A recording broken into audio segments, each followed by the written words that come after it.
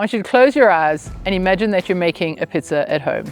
It smells pretty good, right? So you begin by carefully mixing all the ingredients to make the perfect dough. Each ingredient plays a really important role in this recipe.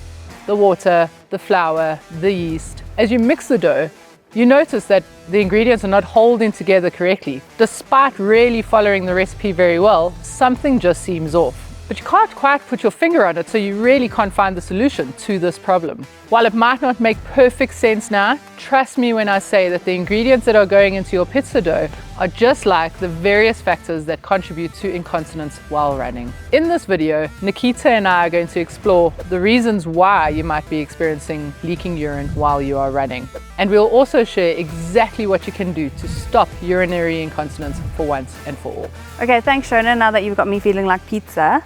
I've actually got a lot of friends, moms who are experiencing incontinence.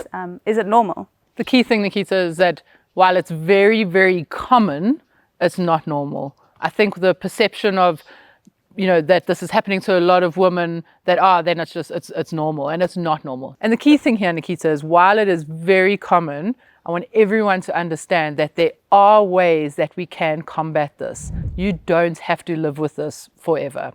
You can enjoy your running and not have to be leaking urine. And we're going to touch on those ways a little bit later in this video. But in order to understand the mechanisms or why this is happening, we have to dive into the anatomy of the pelvic floor. So as much as you want your pizza dough to be strong and stable and not let all your toppings fall off, we need our pelvic floor to be the same. And as we age, as people have children, as we're going through menopause, all of these factors can affect the integrity of the muscles, of the ligaments within that region, and therefore this will have an effect on the integrity of the pelvic floor together and how it works. Very much like how if you're using poor ingredients in your pizza dough, the quality of your pizza dough wouldn't be great as well. In particular with menopause, we see with the change in hormones, we see a lot of ligament laxity that happens. So what that means is that the ligaments just become a little bit more lax and less controlled, and more so the change in muscle mass over years. We're losing muscle over time. We've been over this so many times.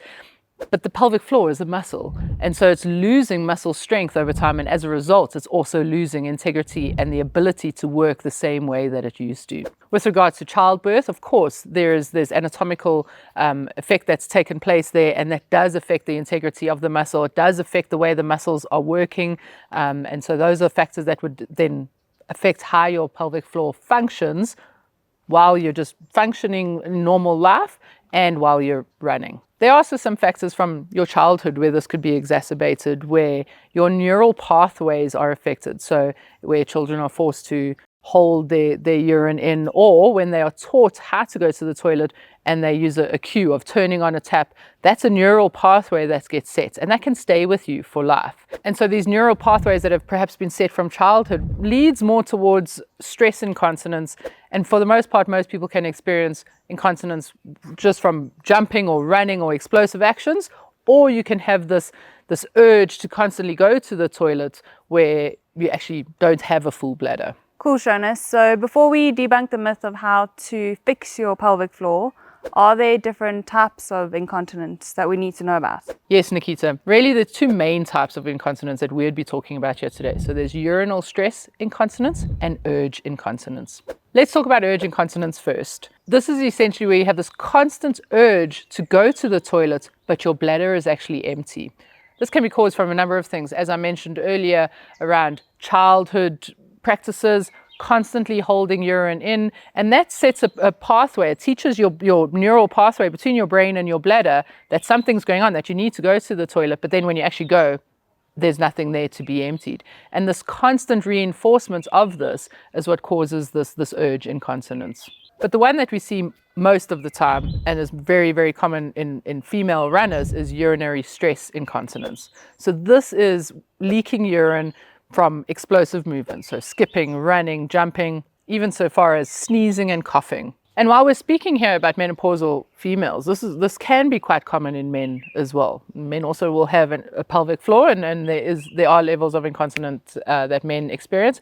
But of course, it is just a lot more common in females. And I think the key thing about this conversation is that we want to drop the tabooness of talking about it, right? So not being too shy to talk about it, or I really, really want women to get to the point where they don't feel like they have to wear black tights and to doing things that they can go out and exercise freely and not be embarrassed, because we can help them solve this problem. But in order to get there, we have to start talking about it. We have to start sharing, and so we can change the narrative about this topic. And the first narrative to change here is what women believe is, in order to fix this incontinence, you have to get stronger. You have to make your pelvic floor stronger. Your pelvic floor is weak, and this is why you are leaking urine. And this is not the only case. Okay, Shona, so then if it's not just a weakness, why are women experiencing leaking urine? Nikita, that is an excellent question. And the answer is always, it depends. So yes, there is an element of weakness, and I'm going to touch on in just a little bit why that is important. But really, in order to understand the pelvic floor, and that it's not just about the strength of the pelvic floor, we also have to understand how the pelvic floor works with the entire deep core of the body. So really, it is about a dysfunction between how the pelvic floor works with the deep core muscles of your abdomen and of your entire core. Your pelvic floor actually works quite hand in hand with your diaphragm. So as you're breathing in and as you're breathing out, your pelvic floor will work with it. And it needs to work in conjunction with the deep core muscles. So if you are weak within your core, you probably will find that you have some pelvic floor dysfunction. If you are not able to activate your core in the right ways, your pelvic floor is not going to be able to work, because they're not working in symmetry or in line with each other. And so we have to find that function between the core and the pelvic floor in order to make sure that everything is working properly. Then maybe we can consider looking at the strength of the pelvic floor, but there are so many other factors, and I'm going to touch on those in just a little bit as well. But before we go there, I just wanted to be specific and talk around running. With this pelvic floor and diaphragm working together, that creates an intra-abdominal pressure, right? So obviously pressure moves from high to low, and with these two muscles working together, it creates a pressure, but every step that you take, that pressure is going to be affected. And that is why when you're running, that pressure is then causing that leaking of urine. And so it's not necessarily just about the weakness of the pelvic floor there. It's got more to do with the mechanisms and how the whole system works together and how that pressure is affected, and therefore that leaking of urine. Right, so then Shona, that brings us to the crux of the matter. How do women who are experiencing leaking urine while they run actually treat it? Okay, well, let's go back to our pizza dough and what's happening there. It's not quite a pizza dough, because everything's falling apart and things are falling through it, which is really not what we're wanting to do. And so if we think about this, if we can manage to get the pizza dough strong and stable so that the toppings stay on top of it, but if you then don't have a pizza oven that is hot enough to really cook that pizza, nothing's going to work. So when thinking back to our analogy, we want to think of our diaphragm and our core as the temperature of our pizza oven, and the integrity of the muscles of the integrity of the pizza dough and the stability of that. And so you're not going to have one without the other. They work in unison, and they have to work well together so that there is no dysfunction. Mainstream media will lead you to believe that it is just a weakness, that you must sit at your office and just do Kegels over and over and over again. But here's the crux, here's the key thing, is that if a muscle is weak, but that muscle is also tight, if you are just continually doing strength on that muscle, you are not fixing the function of that muscle. Think about very often if you have a piriformis or a glute concern, the physios will very often loosen that muscle up, and they will then help you to strengthen it afterwards. And so your pelvic floor is the same. If it is just a very, very tight pelvic floor, by doing Kegels over and over again, you're just exacerbating this problem. You're not making it any better. And so the key there would be that you need to go to a pelvic health specialist. They will know exactly what to do. They will probably trigger point the area, loosen up that area so that you are then ready to do the strengthening exercises when that is ready. The worst piece of advice would be to say, okay, contract as if you're holding in your urine or holding in your wee. And that is the worst piece of advice, because then you are impacting that neural pathway again, and then you're going to exacerbate perhaps some urge incontinence at the same time.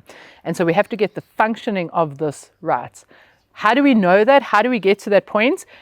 None of this is a blanket approach. So the blanket approach of doing Kegels nonstop is just as bad as a blanket approach of saying, this is what it is. Every single female will have a different concern or pathology as to why this has happened. And so I highly, highly recommend that you go to a pelvic health specialist, let them figure out what is actually wrong, where the dysfunction is.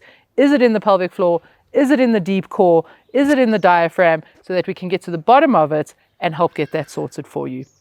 I've seen some phenomenal results with athletes going to a pelvic health specialist, and within a few sessions, this incontinence is gone. Something else that I've found really, really effective is some breathing techniques. So because your diaphragm is linked with your deep core and your pelvic floor, by really working on some good breathing techniques, you can get that a little bit of that function coming back a lot better. Nikita, I'm glad to see that you've taken your shoes off. You're going to go down into child's pose position.